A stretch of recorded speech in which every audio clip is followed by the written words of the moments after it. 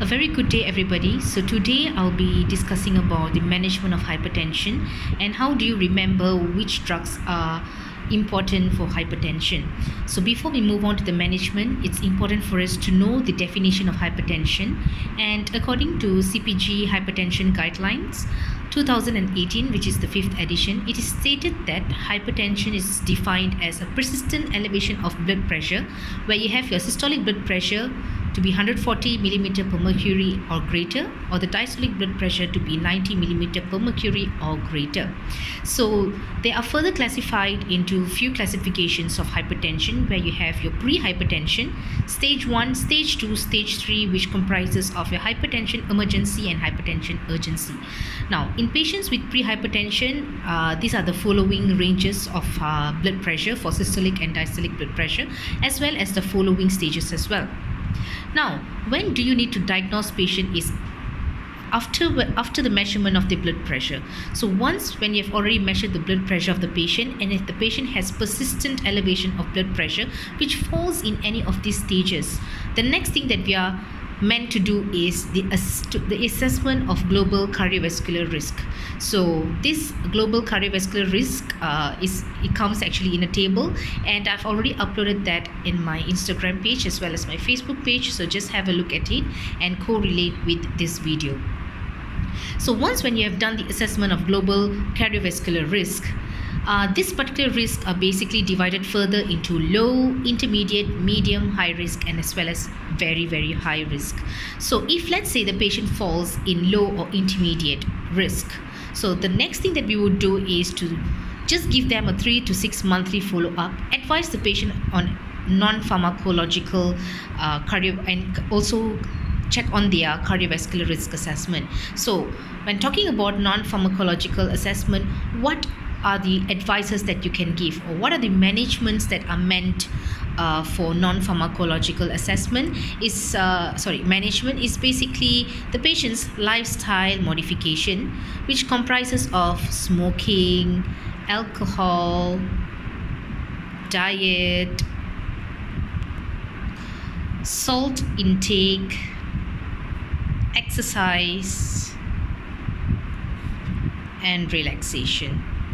So these are the non-pharmacological management that it is meant to be given for patients who have a severe risk of low to intermediate. However, if a patient who has medium, high, or very high risk of cardiovascular risk, this patient should be started on a drug treatment.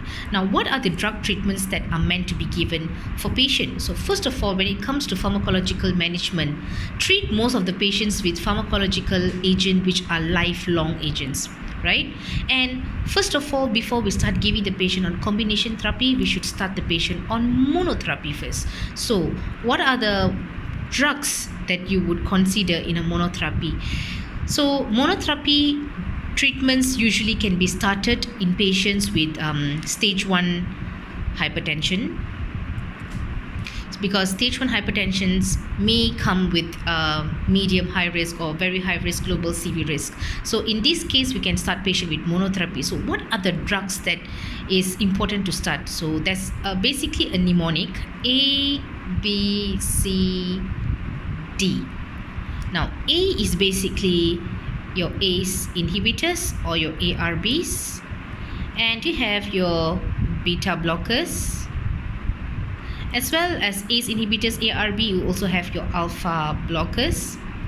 And then you have your calcium channel blockers. And there goes your diuretics or your DRIs, direct renin inhibitors.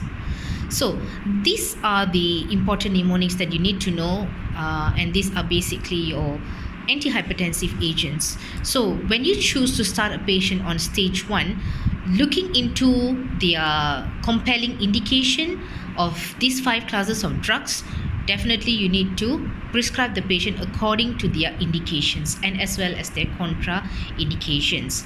However, in patients who have already had medium or high or very high risk of stage 1 hypertension or stage 2 hypertension, so this kind of patient can be given a combination drug. So a combination drug is given for patients who are in stage 1 or in stage 2 who have medium high risk or very high risk, CV risk. So the combinations are also based on the indications and as well as the contraindications of the patient. Now, once the drugs have already been given in this patient, definitely you need to give them a 3 to 6 month of follow-up.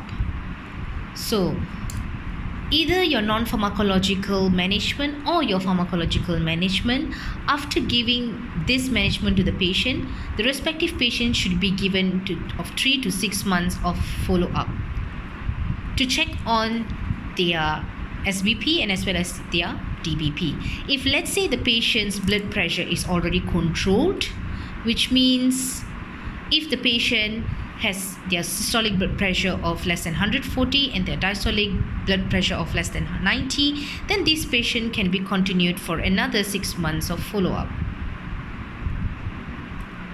Alright. However, if the patient's blood pressure seems to be still uncontrolled, then another drug treatment or another types of combination can be given for this patient, and all these combinations are all from these ABCDs depending again on their indication and contraindication.